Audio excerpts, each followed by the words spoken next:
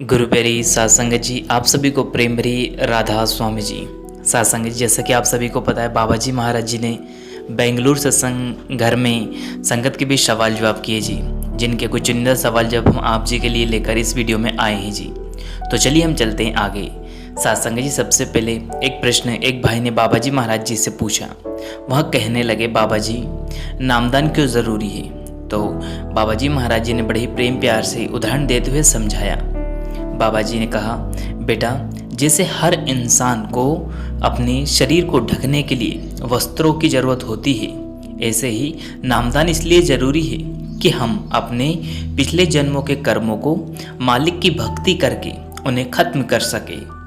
जब हम भक्ति करते हैं तो मालिक हमारे कर्मों को बड़ी ही आसानी से और सरल तरीके से खत्म कर देता है और हमारे अंदर सहने की एक शक्ति दे देता है।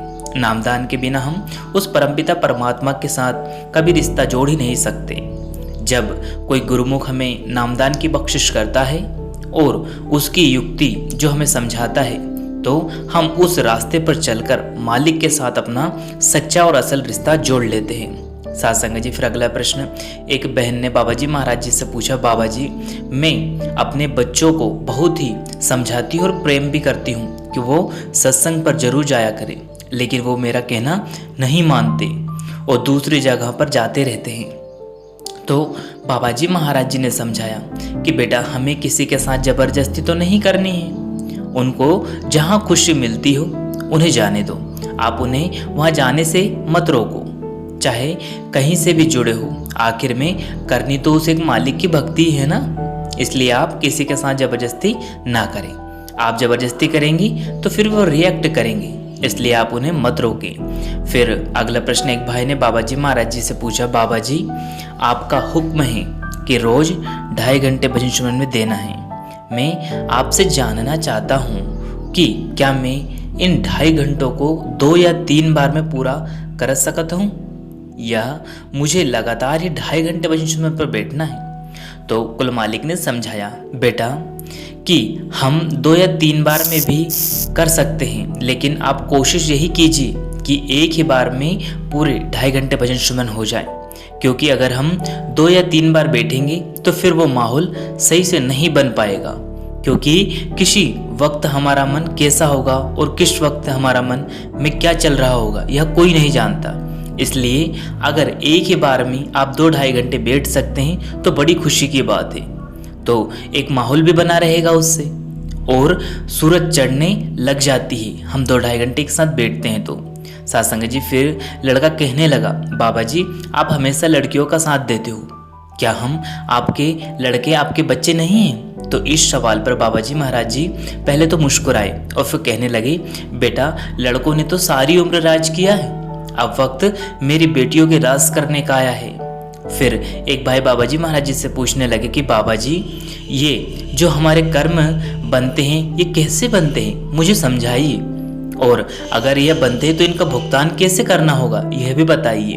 बाबा जी ने समझाया, बेटा हम पूरे दिन में जो कुछ भी करते हैं वो सब हमारे कर्म हैं, और जैसे हमारे कर्म होंगे वैसे ही हमें भुगतने पड़ेंगे।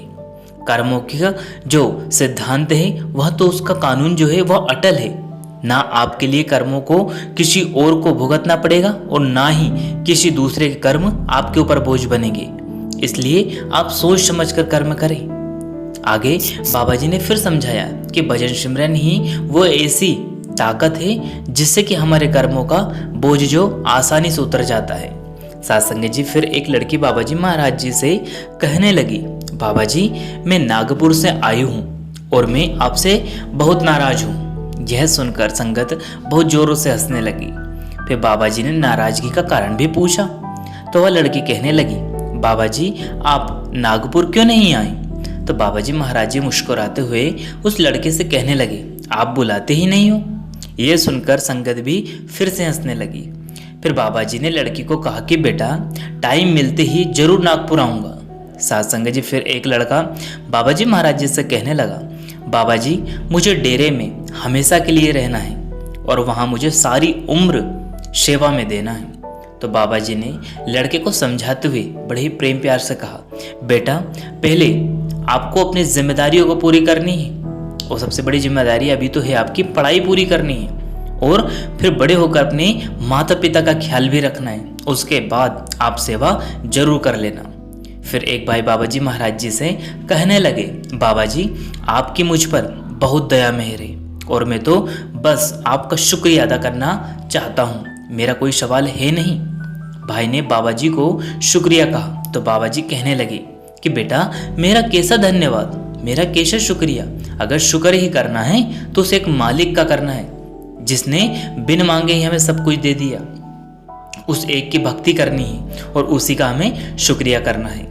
साथ संगत जी, बाबा जी की दया मेहर से हम पूरी कोशिश करेंगे कि आज बाबा जी ने बेंगलोर में सत्संग में संगत को जो कुछ समझाया है हम आपके साथ साझा करें। साथ संगत जी, कल बाबा जी ने संगत को देखिए ओपन कार में भी दर्शन दिए और बड़े प्रेम प्यार से संगत ने दर्शन भी किए, और संगत को प्रसादी भी दी गई थी। और इस महीने यानी कि सितंबर में होने वाले बाबा जी के सवाल जवाब को जो भी हम आपके साथ साझा करने की कोशिश करेंगे। आप चाहें तो इस चैनल को, सदगुरु प्यारे चैनल को सब्सक्राइब करके बेल आइकन को ऑल पे प्रेस कर ले, जिससे कि बाबा जी महाराज जी के जो भी लेटेस्ट सवाल जवाब हैं या फिर कोई सत्संग अपडेट है वह आपको सबसे पहले आप जी तक पहुँच सके और मिल सके। इसके लिए आप सदगुरु प्यारे चैनल को सब्सक्राइब करके बेल आइकन को ऑल पे प्रेस कर ले, जिससे कि आपको सबसे पहले वीडियो मिल सके जी। इसी के साथ अपनी वाणी को हम विराम देते हैं, फिर मिलेंगे किसी और वीडियो में। तब तक आप जी अपना और अपनों का ध्यान रखें। अगर वीडियो पसंद आए तो लाइक जरूर करें और शेयर करके कमेंट बॉक्स में राधा स्वामी जरूर लिखिए जी। शुक्रिया, टेक केयर, धन्यवाद।